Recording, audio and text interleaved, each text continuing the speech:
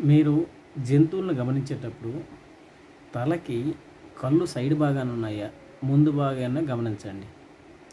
ఆవు, మేక వంటి జంతువులకి కళ్ళు అనేవి తలకి సైడు, అంటే ఈ పక్క ఆ పక్క ఉంటాయి. దేవుడు వాటికి ఎందుకు అలా పెట్టాడంటే తనకు వచ్చే ఆపదలని, తన చుట్టూ ఉండి పరిసరాలని గమనించుకుంటూ తన జీవనం కొనసాగించాలని.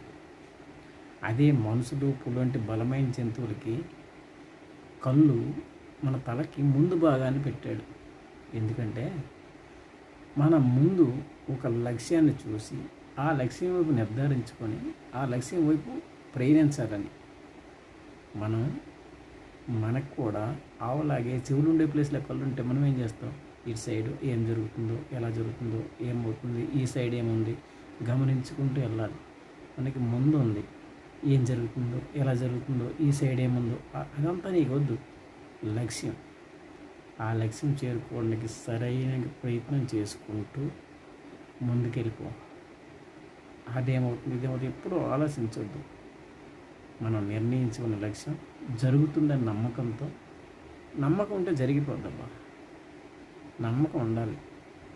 మనం నమ్మినప్పుడు 100% జరిగి తీరుతుంది.